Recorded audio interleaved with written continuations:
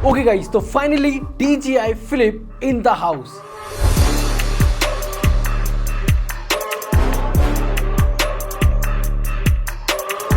Okay, तो पिछले 3 महीने से भाई मैं इस ड्रोन को लेने का सोच रहा था, लेकिन हाँ, इंडिया के अंदर इतनी इजीली अवेलेबल नहीं है। अवेलेबल है लेकिन इसके लिए प्राइसिंग आपको बहुत ज़्यादा देनी पड़ेगी। तो इसलिए ये जो ड्रोन है मैंने भाई मैं थोड़ी देर पहले हांगकांग गया था, वहाँ से मैंने बाय किया था। और इस वीडियो के अंदर ना मैं सारी चीज़ें बताने वाला हूँ कि इस ड्रोन को आपको बाय करना चाहिए या फिर नहीं करना चाहिए, क्यों बाय करना चाहिए, सबसे बेस्ट चीज़ें क्या है इसके अंदर। आप बिगिनर हो या फिर आप प्रोफेशनल हो या फिर आप क्रिएटर हो या फिर आप एक व्लॉगर हो, तो भाई आपके लिए सबसे बेस्ट चीजें क्या है इस DJI Flip के अंदर। और हाँ, इसके अंदर मैं सारी चीजें बताने वाला हूँ, इसकी स्पीड, इसका वेट, इसकी रेंज, ये कितनी देर इसकी बैटरी चलती है, साथ में इसके अंदर सबसे तगड़े फीचर क्या है और कितने FPS पे शूट कर लेता है, सिनेमैटिक करता है या फिर नहीं करता, इसका कैमरा कैसे काम करता है, और इसकी जो रिमोट है भाई इसके बारे में बताने वाला हूँ। इवन इसकी जो प्राइसिंग मुझे क्या पड़ी है वो भी मैं आपको बताऊंगा। वीडियो को एंड तक जरूर देखना, सारी A to Z डिटेल्स में आपको बताने वाला हूँ इस वीडियो के अंदर। तो सबसे पहले ना आपको इसके पॉइंट्स गिनाता हूँ कि ये जो DJI Flip है ना वो आपके लिए क्यों सबसे बेस्ट रहेगा, एक परफेक्ट ड्रोन क्यों है। देखो, सबसे पहले आप ना इस ड्रोन को बिना कंट्रोलर के भी यूज कर सकते हो, यानी कि अगर ये कंट्रोलर में बैटरी नहीं है, फिर दूर है ना, फिर भी इसके अंदर काफी मोड आते हैं जिसकी वजह से मैं इसको अकेले यूज कर सकता हूँ, यानी कि अगर आप बिगिनर भी हो ना फिर भी यहाँ से आप इसको यूज कर सकते हो। दूसरा, ये 249 ग्राम के आसपास है, तो भाई यहाँ पर कोई भी लाइसेंस या फिर परमिशन लेने की जरूरत नहीं। नॉर्मल जगहों पर, हाईली सिक्योरिटी जगह है तो भाई वहां पर लेनी पड़ेगी आपको, या फिर नहीं भी उड़ा सकते हो। इसके बाद ये जो ड्रोन है भाई ये फोल्डेबल है, मतलब पहला ऐसा ड्रोन है जो आपको कुछ इस शेप के अंदर आपको देखने मिलता है। और काफी लोग भाई समझ ही नहीं पाते कि ड्रोन है, काफी लोग सोचते हैं कोई गैजेट है, जबकि ये एक ड्रोन है। और इसकी जो शेप है ना या फिर जो ये फोल्डेबिलिटी है ना मेरे को बहुत अच्छी लगती है। और हाँ, अगर हमारा कंटेंट अभी तक अच्छा लग रहा था प्लीज वीडियो को लाइक जरूर कर देना, चैनल में पहली बार आए हो सब्सक्राइब जरूर कर लो। इस ड्रोन का जो कैमरा है वो गिम्बल के साथ आता है, साथ में यहाँ पर आप 4K के अंदर रिकॉर्ड कर सकते हो, 4K 60 FPS या फिर स्लो मोशन में आप रिकॉर्ड कर सकते हो 4K 100 FPS। इसके साथ साथ सिनेमैटिक मोड का ऑप्शन यहाँ पर दे रखा है, साथ में D-Lock का ऑप्शन भी यहाँ पर दे रखा है। इसके बाद अगर इसकी बैटरी की बात करूं तो फुल चार्ज होने में लगभग 1 से 1.5 घंटा लगता है नॉर्मल चार्जर से। और हाँ, इसकी जो बैटरी है वो 31 मिनट बैंड ने बोला है, लेकिन मैं इसको 15 दिन से टेस्ट कर रहा हूँ और लगभग 20 से 22 मिनट के आसपास बैकअप दे जाती है। और एक चीज आप नोटिस करना, ये अपने आप में ऐसा ड्रोन है जहां पर आपको इस तरह के जो प्रोपेलर्स है ना, इनकी जो सेफ्टी गार्ड्स है ना ये मिलते हैं। बाकी जितने भी ड्रोन है उसके अंदर बहुत कम के अंदर ये जो सेफ्टी गार्ड्स है ना ये आपको देखने को मिलेंगे। साथ में इस ड्रोन के अंदर आपको ऑटोमेटिक ब्रेकिंग सिस्टम मिलता है, और ये वर्ड मेरे लिए भी पहला नया था। और इसके साथ साथ अगर इसकी स्पीड की बात करूं ना तो लगभग ये स्पोर्ट्स मोड के अंदर 57 किलोमीटर पर आवर की स्पीड से दौड़ता है या फिर उड़ता है, और नॉर्मल मोड के अंदर ये 43 किलोमीटर पर आवर की स्पीड से फ्लाई करता है। बाकी अगर रेंज की बात करूं तो डिस्टेंस वाइज ये 14 किलोमीटर तक जा सकता है, जो कि भाई इंसेन लिमिट होती है। 14 किलोमीटर मुझे नहीं लगता भाई, मेरे को डर लगता है मैं 1-2 किलोमीटर तक ले गया हूँ, इससे ज्यादा डर लगता है कि ड्रोन कभी मतलब कहीं हवा चल जाए या फिर कुछ हो जाए। लेकिन हाँ, 1 किलोमीटर के बाद भी आराम से आ जाता है ड्रोन। और इसके साथ साथ अगर मैं ऊंचाई की बात करूं तो लगभग 500 मीटर तक आप इसको ऊपर तक ले जा सकते हो। वैसे इंडिया के अंदर 400 मीटर तक मतलब आप ले जा सकते हो, उसके ऊपर थोड़ा सा रिस्ट्रिक्शन आती है, लेकिन फिर भी मैं लगभग 300 से 400 मीटर के आसपास इसे ले गया हूं एक बारी, और बहुत आराम से चला जाता है। साथ में यहाँ पर आपको सैटेलाइट पोजीशनिंग मिल जाती है, जिसकी वजह से ड्रोन अपनी लोकेशन को फाइंड कर लेता है, या फिर समझ लो आपकी कनेक्टिविटी लॉस्ट हो गई इस कंट्रोलर से, या फिर इसकी बैटरी खत्म हो गई, या फिर XYZ कोई भी ऐसा कारण हुआ, तो ये अपने आप ही अपनी लोकेशन पे आ जाता है, यानी कि होम जो लोकेशन होती है वहां पर आके ये अपने आप लैंड भी कर जाता है। बाकी अगर ड्रोन की फीचर की बात करूं या फिर कंट्रोलर की फीचर की बात करूं तो मैं आपको बता दूं, सबसे पहले यहाँ पर आपको एक कैमरा मिलता है जो कि 1x13 इंच का CMOS सेंसर मिल जाता है, जिसके अंदर भाई इनबिल्ट गिम्बल लगा हुआ है। साथ में अगर पीछे देखोगे तो बैटरी है, और इसके साथ साथ यहाँ पर आपको कार्ड लगाने का ऑप्शन मिलता है। यहाँ पर आप V30 कार्ड लगाना ताकि आप 4K में रिकॉर्ड कर पाओ। साथ में यहाँ पर आपको 2GB इनबिल्ट स्टोरेज भी मिलता है, जहां पर आप 4 मिनट की वीडियो रिकॉर्ड कर सकते हो 4K 60 FPS में।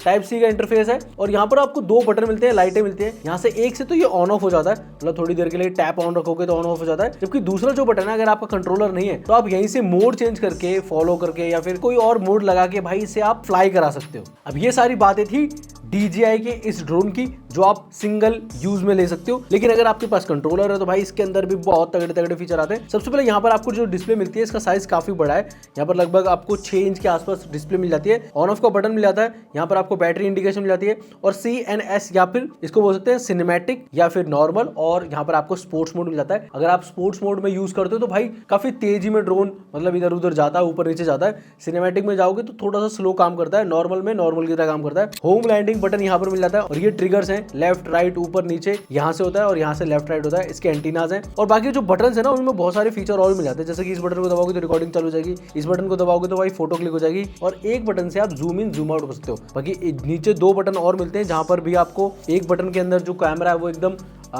मूवमेंट करता है अपने अकॉर्डिंग, मतलब ऊपर से नीचे हो जाता है, नीचे से ऊपर हो जाता है और एक को खाली छोड़ा हुआ है जिसे आप अपने अकॉर्डिंग यूज में ला सकते हो। और ये जो ड्रोन है इस कंट्रोलर के साथ भी आता है, साथ में एक कंट्रोलर और भी आता है जिसके अंदर डिस्प्ले नहीं आती, उसका जो प्राइसिंग है वो काफी कम होता है, उसकी मैं आगे बात करूंगा। और इसके साथ साथ एक और ऊपर हाईयर वेरिएंट आता है जिसके अंदर आपको कंट्रोलर भी मिलता है, डिस्प्ले भी मिलती है, इसके साथ बैग भी मिलता है, इसकी बैटरी एक्स्ट्रा मिलती है, इसके साथ साथ चार्जर मिलता है और हाँ फिल्टर्स भी मिलते हैं। जहां पर आप सिनेमैटिक वीडियो रिकॉर्ड करना चाहते हो तो अलग अलग तरह के 3 फिल्टर मिलते हैं जिससे आप कमाल की सिनेमैटिक वीडियोस रिकॉर्ड कर सकते हो। इवन एक चीज और है, जैसे कि आप कार्ड ड्रोन में लगा सकते हो ना, वैसे कार्ड यहाँ पर भी लगा सकते हो। इवन इसको टाइप सी से चार्ज करना पड़ता है और इसकी बैटरी काफी सही चल जाती है। मतलब यहाँ पर मैं इसको अगर हफ्ते में एक बार चार्ज कर रहा हूँ तो इसे मतलब एक फ्लाइट के दौरान ही चार्ज करना पड़ता है, मतलब कि 20 से 22 मिनट का आउटपुट यहाँ पर मिल जाता है। इसके बाद यहाँ पर आपको बहुत सारे मोड्स मिल जाते हैं, मतलब नॉर्मली तो आप ऊपर नीचे दाएं बाएं जहां मर्जी ले जा सकते हो। साथ में होम बटन का ऑप्शन आता है, यानी कि 1 क्लिक करोगे अपने आप ड्रोन आ जाता है और इसके साथ साथ 1080p 60 या फिर 1080p 30 में भी रिकॉर्ड कर सकते हो।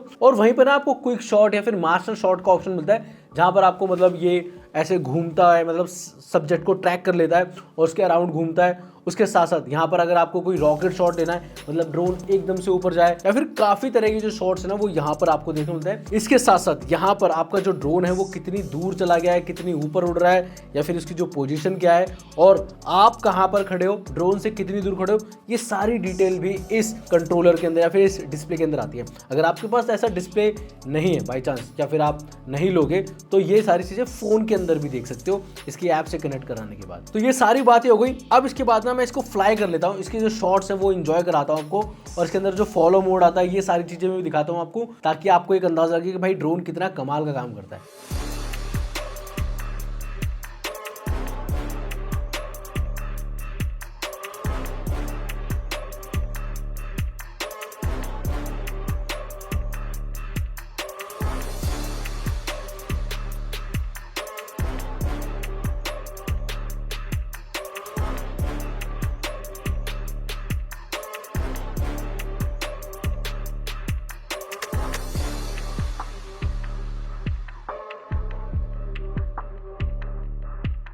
बाकी गाइस एक चीज और मैंने नोटिस करी, जब फॉलो मोड आप ऑन करोगे ना और समझ लो ऑब्स्टेकल उसमें बीच में आ जाए आपके और कैमरा के बीच में, तो भाई ये कभी कभी ट्रैकिंग ऑफ कर देता है और ना गड़बड़ा जाता है। मतलब इसका जो ट्रैकिंग सिस्टम है, ऐसा नहीं है कि आप दोबारा दिख जाओगे तो फिर से ट्रैक करने लग जाएगा। हालांकि अगर आप पास होगे ना तो शायद हो सकता है, लेकिन आप इस तरह का ड्रोन शॉट ले रहे हो ना तो भाई नहीं हो पाएगा। एक चीज और मैंने नोटिस करी, अगर आप 60+ बाइक कार रन कर रहे हो, ट्रैक कराने की कोशिश कर रहे हो, तो ये भाई काम नहीं कर पाता। एंड तीसरी चीज, काफी लोग ट्राई जरूर करेंगे कि भाई सामने से क्या ये ट्रैक कर सकता है, सामने से ट्रैक जरूर करता है, लेकिन अगर आप अपने आगे आगे चलवाना चाहते हो तो नहीं चलता, ये उस तरीके से ट्रैकिंग नहीं करता, हमेशा आपको पीछे से फॉलो करता है। तो जो उसका फॉलो मोड है वो फॉलो ही करता है, आगे से फॉलो नहीं करता बस ही। और अब ये सारी चीजें आपने देखी, कमाल की लगी होंगी, लेकिन अब बात करते हैं प्राइसिंग की और कुछ कमियां है ना उनकी बात करते हैं। जो सबसे पहला इशू मुझे लगा ना वो ये था कि यहाँ पर जो कार्ड लगाते हैं ना ड्रोन के अंदर, वो कई बार ऐसा होता है कि इसका जो सेंसर है ना वो गर्म हो जाता है, या फिर कैमरा जो सेंसर है वो गर्म हो जाता है, जिसकी वजह से ये बार बार बोलता है कि भाई मुझे बंद कर दो,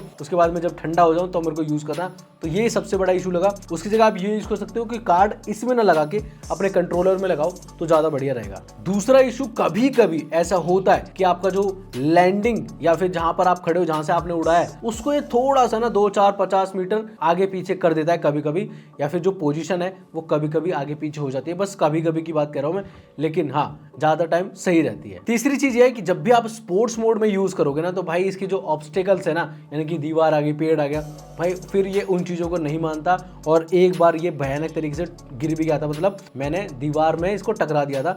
हालांकि ड्रोन को ऐसा कुछ भी नहीं हुआ, लेकिन हाँ ये चीज है, स्पोर्ट्स मोड के अंदर भी मुझे लगता है कि शायद वो ऑब्स्टेकल वाला ऑप्शन देना चाहिए था, लेकिन वो सिर्फ सिनेमैटिक या फिर नॉर्मल मोड में मिलता है। एंड यस, वैसे बोला तो गया है इसके अंदर 14 किलोमीटर का रेंज, लेकिन खुद सोचो जब 20 से 22 मिनट ये उड़ता है, और हाँ अगर हवा तेज चल रही है तो 60 की स्पीड नहीं मिल पाती, तो आप वहां पर 14 किलोमीटर तक नहीं ले जा पाओगे। आई थिंक 2 या 3 या 4 किलोमीटर तक मैक्सिमम ले जा पाओगे। उसके बाद रिटर्न भी तो आना है, तो उसके लिए भी बैटरी चाहिए होती है, और जितना ये दूर जाता है ना उसके बाद बैटरी भी उतनी जल्दी खर्च होती है। तो हाँ ये चीज है। तो मैक्सिमम आप मुझे लगता है कि 2-3 किलोमीटर तक ले जा पाओगे, ये इसकी लिमिट होनी चाहिए। और अब बात करते हैं प्राइसिंग की। देखो इंडिया के अंदर ना भाई मैंने काफी जगह पता करा इस ड्रोन के बारे में, तो DJI की तरफ से तो मतलब ये अवेलेबल नहीं है, या फिर किसी स्टोर पे तो ऑफिशियली अवेलेबल नहीं है। लेकिन हाँ, अगर आप थर्ड पार्टी किसी से मंगाते हो या फिर किसी को बोलते हो कि भाई मुझे ये ड्रोन चाहिए, आप अवेलेबल करवा दोगे, तो भाई अलग अलग प्राइसिंग है। देखो मेरे को 60,000 भी सुना इसका, 72,000 भी मेरे को सुनने को मिला, 75,000, 80,000 तक मुझे ये ड्रोन सुनने को मिला, जिसके अंदर ये डिस्प्ले वाला वेरिएंट की बात कर रहा हूँ। अगर आप नॉर्मल वेरिएंट की बात करोगे तो काफी लोगों ने मना ही कर दिया कि वो वेरिएंट तो आपको शायद मिल नहीं पाएगा, क्योंकि वो अवेलेबल ही नहीं है। अगर आपको चाहिए तो ये डिस्प्ले वाला वेरिएंट ही लेना पड़ेगा। तो लगभग 80,000 रुपए के आसपास इंडिया में अवेलेबल है, और कहीं कहीं ये और भी हो सकता है, क्योंकि ये ब्लैक में बिक रहा है। कुछ लोग अपना मार्जिन रखने के बाद ही सेल करते हैं। लेकिन अगर मैं बात करूं हांगकांग की, तो वहां पर भी बिना डिस्प्ले वाला जो वेरिएंट था ना, वो अवेलेबल नहीं था। और ये हो सकता है भाई ब्रांड खुद नहीं चाहता हो कि बिना डिस्प्ले वाला ना खरीदे, लोग डिस्प्ले वाला ही खरीदे। और मुझे लगता है कि डिस्प्ले वाला ही ज़्यादा बेटर है, क्योंकि बार बार अपना फ़ोन लगाना सेंस ही नहीं बनाता।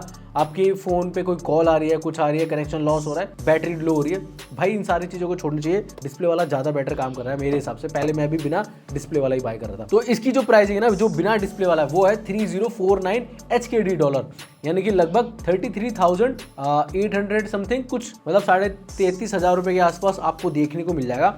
लेकिन ये वाला जो वेरिएंट है ना, जिसके अंदर ये डिस्प्ले आती है, ये आता है कुछ 4359 HKD डॉलर का, जो कि लगभग 48,000 के आसपास पड़ते हैं। और भाई उस प्राइस के अंदर ना बहुत ही तगड़ी चीज़ है। लेकिन एक चीज़ बता दूं, यहाँ पर मुझे कोई भी वारंटी नहीं मिली है इंडिया के अंदर। जो भी प्रॉब्लम आएगी अगर ठीक करवानी, तो मुझे हांगकांग ही जाना पड़ेगा। हांगकांग वैलिडिटी है इसकी। इंडिया के अंदर भाई आप इसकी वारंटी नहीं सकते। अगर इंडिया में अवेलेबल होता, समझ लो 55,000 रुपये के आसपास भी, 60,000 रुपये के आसपास ही, तो बिल्कुल लेना बनता है। क्योंकि भाई अगर आप GST होल्डर वगैरह हो ना, तो थोड़ा बहुत रिबेट वहाँ से मिल जाता है और वारंटी मिल जाती। इंडिया के अंदर कुछ पार्ट्स वगैरह लेना है तो वो अवेलेबल हो जाएंगे, DJI से आप बाय कर सकते हो। लेकिन और जो चीज़ें हैं ना, उसमें थोड़ी सी प्रॉब्लम रही। तो मैंने सारी चीज़ें बता दी इस ड्रोन के बारे में। बाकी आप क्या सोचते हो बताना भाई कमेंट बॉक्स में। आपको ड्रोन कैसा लगा, कौन सा फीचर सबसे तगड़ा है और कौन सा फीचर सबसे खराब है, ये भी बताते जाना। बाकी ये वीडियो मैं यहीं पे खत्म कर रहा हूँ।